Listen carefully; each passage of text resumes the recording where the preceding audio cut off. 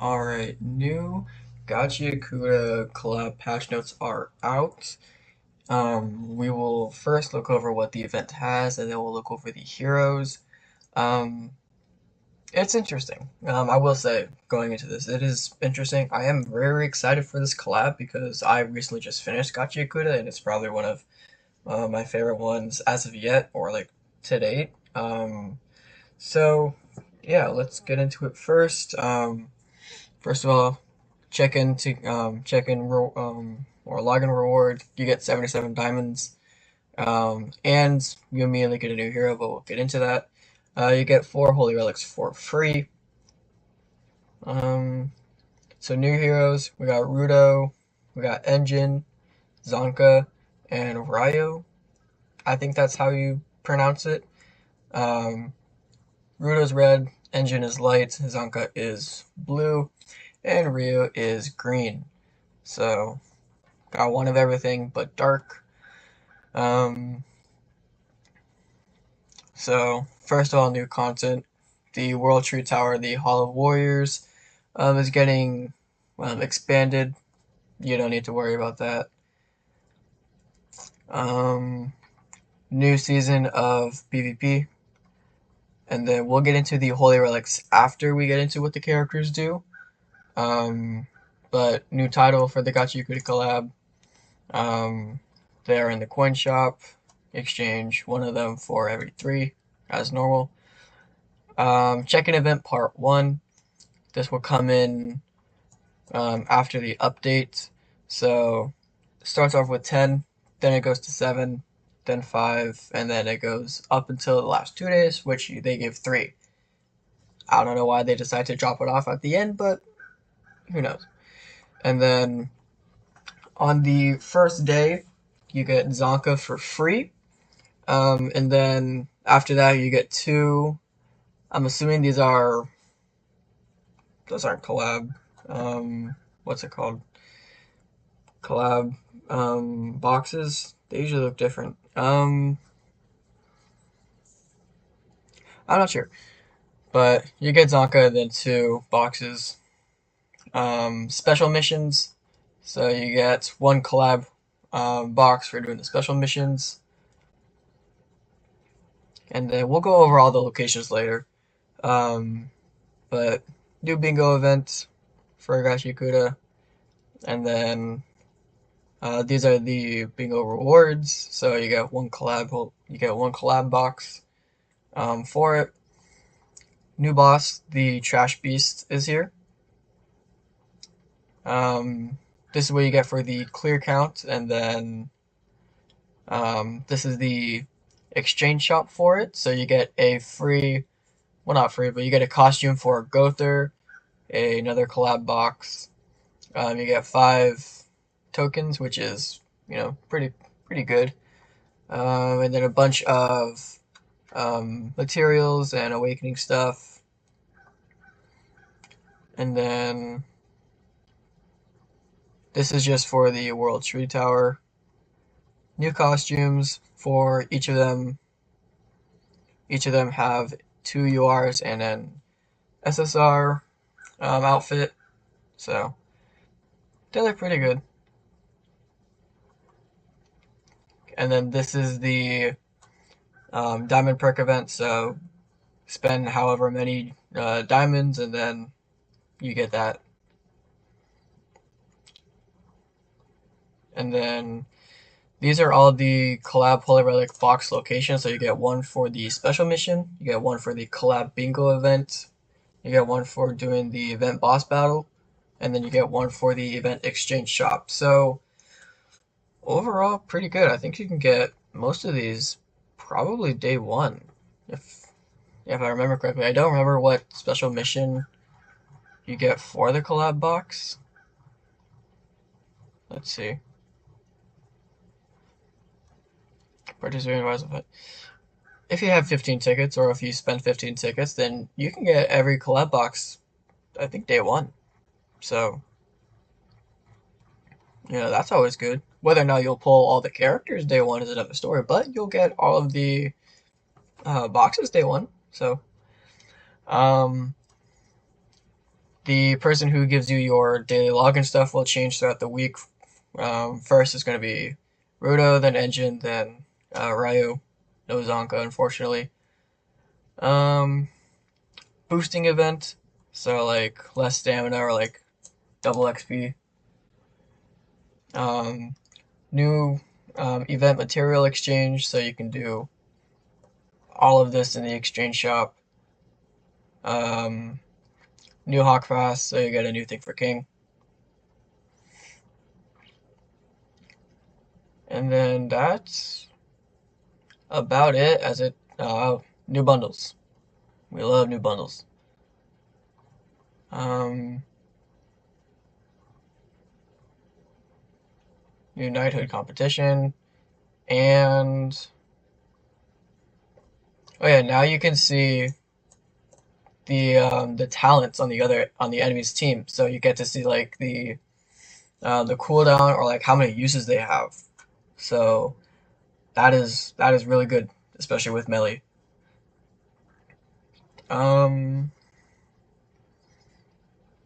You can now replay the catastrophe side story, which I guess. And then that's about it for the actual like content. Now getting into the actual heroes. So starting off with Rudo. For each human ally participating in battle, their basic stats increase by 6% and the hero's max HP up to 15%. Gains reduced for 2 turns at the start of the battle, and reduce it. Allies other than the hero cannot be targeted, and decreases final damage by 50%. So it's basically like a pseudo. It's a taunt basically. You can only target Rudo for the first 2 turns, and then when an ally takes damage from an enemy skill, it decreases the final damage when an ally takes damage from an enemy skill, and then does not trigger if a non-human ally is participating in battle. So you want to run full humans with Rudo. And then when reduce is removed from the hero, so after 2 turns, allies receive 60% damage taken suppression for 2 turns, which is pretty good. Revives with the same amount of HP before dying, but recovery rate decreases by 50%, and that has a limit of once. And then when a hero, or when the hero uses a skill, or if a human ally takes damage from a skill during the enemy's turn, the hero gains reuse for 2 turns. At the start of the ally's turn, reuse is removed and recycle is gained for 1 turn. And reuse, it defense-related stats plus 50% and damage taken minus 100%. And it removes 1 debuff from self and grants human allies 1 evade for 1 turn at the start of the ally's turn. And then recycle, attack plus 50, crit chance plus 100. So overall not bad. You can't run him with say like Escanor or Merlin because I mean obviously he's going to be a human only person, so like LR Escanor was at the beginning, you had to use only humans for him to work. So and then going over his attacks, inflicts reforge damage equal to 500% of attack on 1 enemy. Reforge is 3 times pierce rates, removes 1 buff effect from the target, and damage dealt plus 50% while recycle is active. And then a second, decreases damage dealt of all enemies by 150% for 1 turn, then inflicts damage equal to 300% of attack. So he's doing a lot of damage reduction, which I mean is good considering melee does insane amounts of damage, so he's definitely going to be trying to lower that as much as possible. And then for his ultimate, removes stances from all enemies, which is good because of melee, and then gains recycle for 1 turn, then inflicts reforge damage equal to 520% of attack. And then we already went over what both of those do. Now we get into the part that's not so good. All of these characters, you want 3/6 to get like their max potential. So like For him, the damage taken decrease from his unique is only at 100 at 3/6. The suppressed damage taken is 60% at 3/6, and then the final damage taken reduction is 50% at 3/6. So he's viable at 1/6. However, you want him to be 3/6 for like the most out of his kit. So there's that. And then engine. So increases increases human allies' basic stats by 6% and pierce rate by 20% for each one participating in battle. Gains Unbreaker at the start of battle, and that increases attack-related stats by 30% and pierce rate by 80%. Engine is a pierce rate unit, basically, which is a little odd given it's been 7 years since the original pierce rate team, but we make do.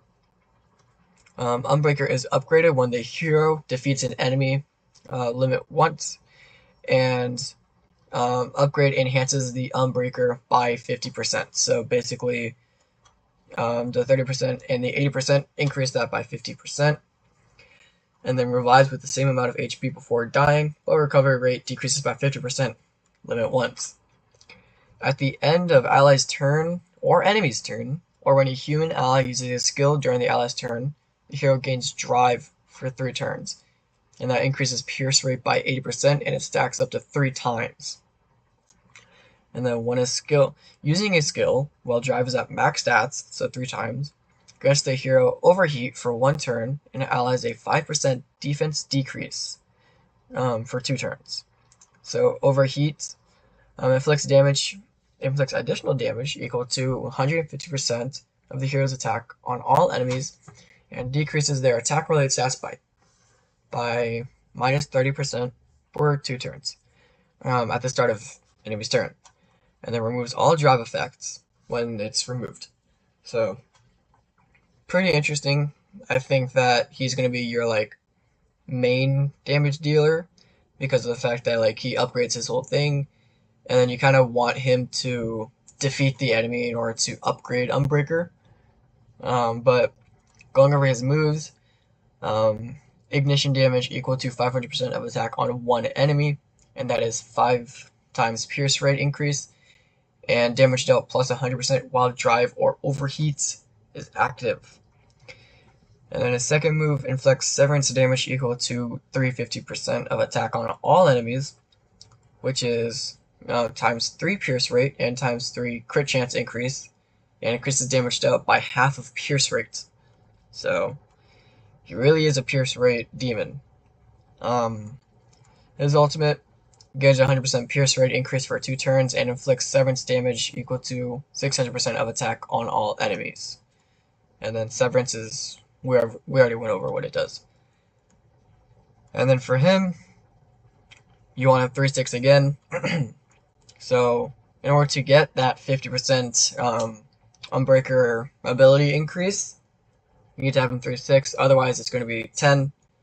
Then it goes to 30. Then 50.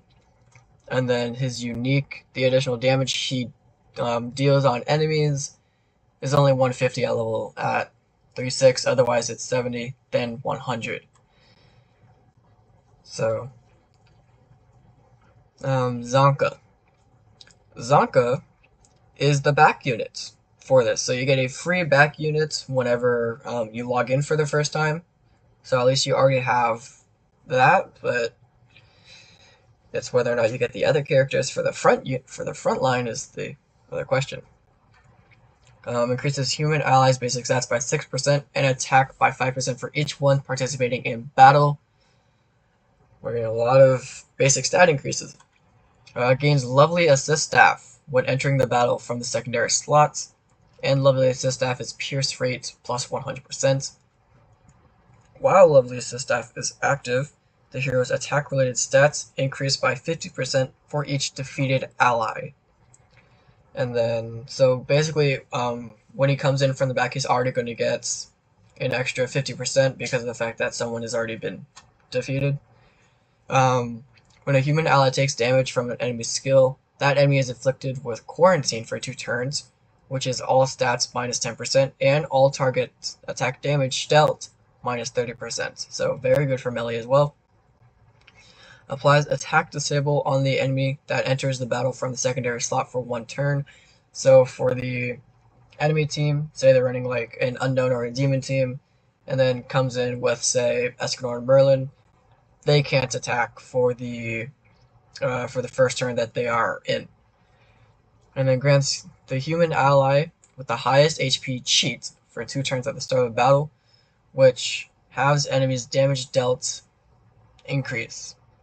So basically, I'm assuming what this means, unless I'm not understanding it correctly, is that if they have a damage dealt increase, like say melee has a damage dealt increase, then the value of that is halved. So they only get like part of their unique or buff or whatever it is they get. And then his attacks inflict suppression damage equal to 500% of attack on 1 enemy. That is 3 times pierce rate and 3 times crit damage increase. His second move inflicts damage equal to 400% of attack on 1 enemy, and blocks all skill effects, including those of ultimate moves, for 2 turns. So it is a skill blocker, basically. And then his ultimate increases allies' basic stats by 30% for 3 turns, then inflicts suppression damage equal to 700% of attack on 1 enemy. So his ultimate is a single target. I think the others were AoEs, right? Yeah, attack on all enemies, and then attack on all enemies, yeah. So far he's the only one with a single target attack. He's the only one with no AoE, actually, which I guess makes sense, because if he does come in from the back, then chances are the enemy's going to have like also probably someone from the back, unless you get getting absolutely wiped. But whenever he comes in, chances are the other person only has like 1 or 2 characters, so it doesn't really need an AoE, I guess. But Zonka has a huge weakness. Half of his stuff isn't even here until 3-6. So for his unique, you actually want him 4-6 actually to get the full stat increase of 6%, which is only 1 more than 5% from the 3-6, but whatever. The cheat effect, which has enemies' damage dealt increase, only shows up at 2-6. And then the quarantine effect, which is all stats minus 10 and all target attack damage dealt minus 30%, only shows up at 3-6.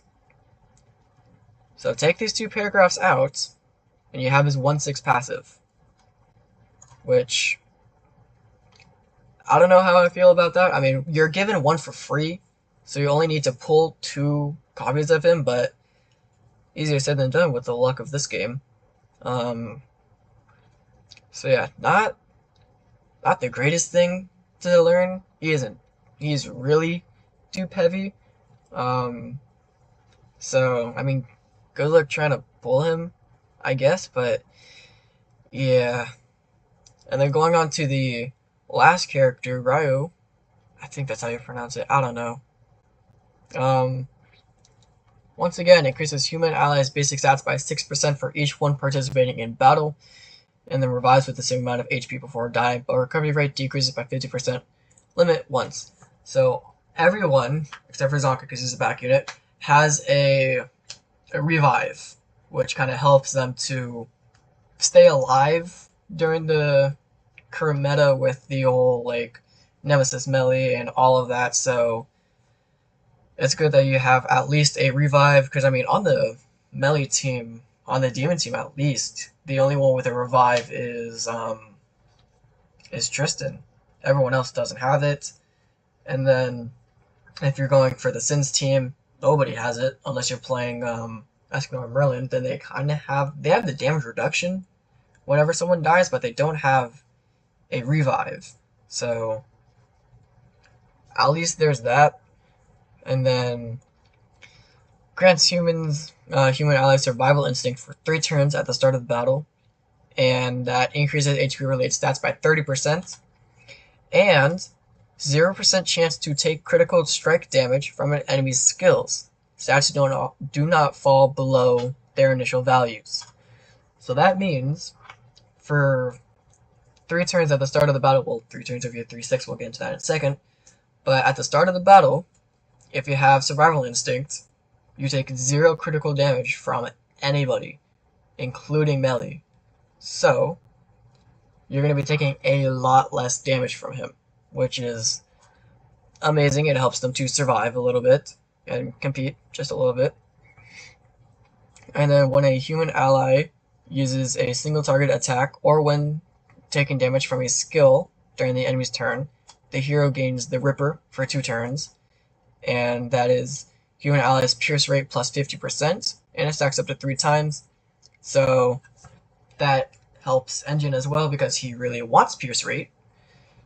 And removes 1 orb from the target's ultimate move gauge when the hero uses a stance cancel skill to remove an enemy's stance.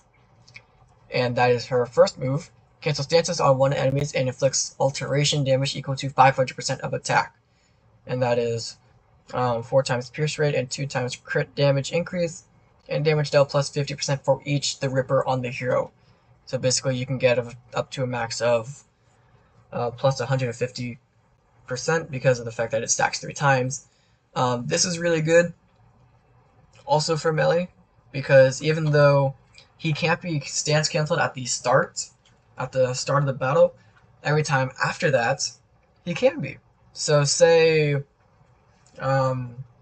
he's about to use his ultimate, he ran out of talents, so he doesn't have assault mode anymore, and he's using his stance, and you have her out. You're going to use the stance cancel and not only remove his stance, so that way you don't run the risk of dying to his counter, but you also remove an orb, so he can use his ultimate, and depending on his ultimate, if he has him at least 2/6, he will gain an extra assault mode, so now you can have the chance of killing him. And then also attacking him removes the debuff he inflicts if you don't attack him. So that's very good. And then her second skill inflicts Bane damage equal to 250% of attack on all enemies, and Bane is just attack plus 250% when using skills.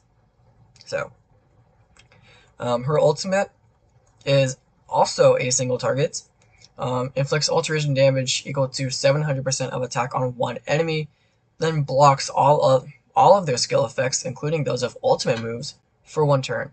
Excludes stance and recovery skills. So kind of similar to Zonka's attack or debuff card, but this time it's on her ultimate. And then we already went over what alteration does. Now for her dupes, applies the block effect, only shows up at 2/6, so all of this in blue doesn't even show up at 1/6. Survival Instinct duration, so the whole thing where it's like 0% chance to take critical strike damage is only up for 2 turns, but then turns to 3 at 2/6. And then Survival Instinct, the HP related stats percentage you get from it is 30% at 3/6, otherwise it's 20%. And then increase in ally hero's pierce rate from the Ripper is 50% at 2/6, but 30% at 1/6. So she's viable at 2/6. You really want her 2/6 because of the whole block, the block from her ultimate. So you really want her 2/6. You can, I guess, get her 3/6 for the extra like 10% HP related stats, but I think 2/6 is probably viable for her. So that's it for what the characters do. Very interesting, very dupe reliant, so not sure how I feel about that. Good luck on your summons. The banner is not the greatest, I'm not gonna lie. Like, Nacian's and Annie are good. Tristan's just awful. Why are Elaine and Deanne here. Pelagard's alright. Tristan, I guess, for like a 4 Knights team. Sigurd, yeah, because he's still a good back unit for humans. And then you got another back unit for humans with, I'm blanking on her name. The blue-haired girl that's not Annie. I forgot. And then Pelagard's alright. We don't talk about Roxy.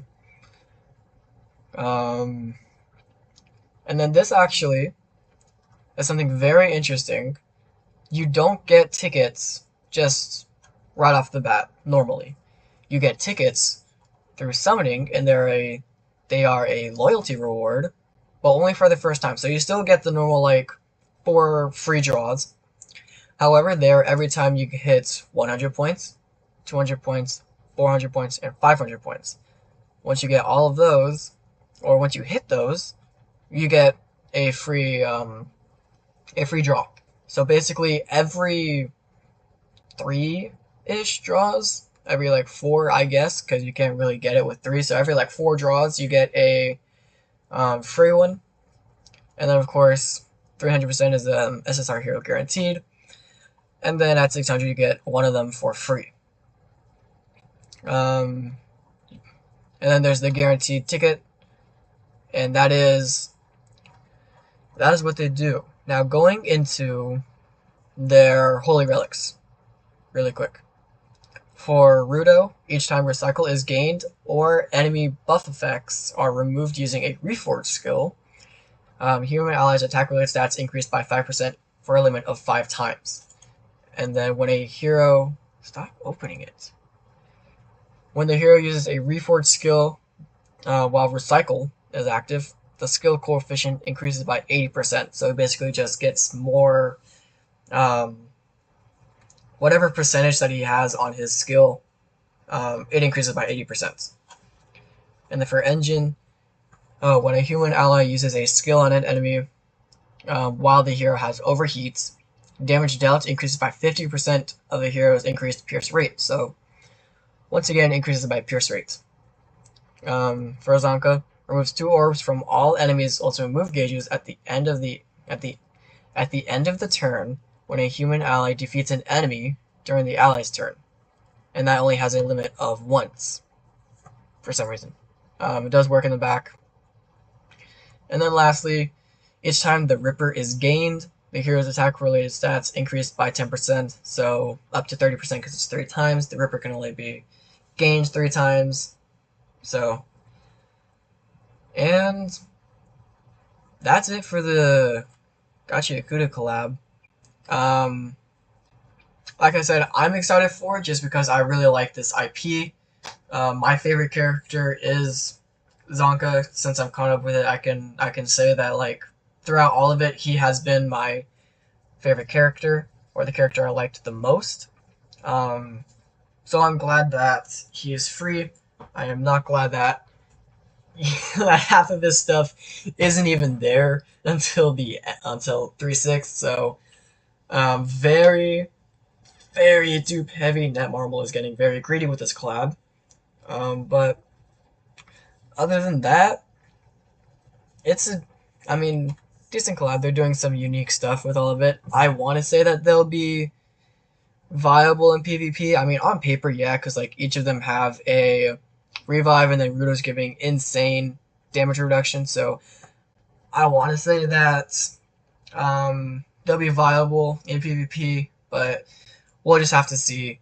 I don't know if I'll be able to even like pull all of them, because like ideally you want to run all of them with each other. Rudo's a human only team, and then Ryo's giving insane pierce rate to Engine, so is Zonka. So ideally you want to run all 4 of them together.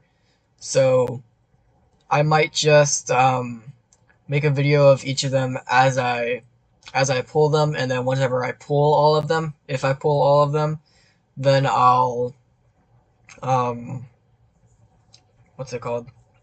Then I'll make a video on that. They won't be to their full potential, obviously, because I mean, if I pull one of them, then I have to pull them 2 more times, which I don't think is gonna happen. unless I get extremely lucky. I got absolutely shafted on the Meliodas banner, so um, we'll see. But that is basically it for the GACHIAKUTA collab. Should you summon, I would say go for it. If you're not interested in using them, then at least one rotation and try and get them for collection purposes. But if you want to run them, then I say go ahead. I know I will. So that is about all I have, and I will see you in the next one. See ya.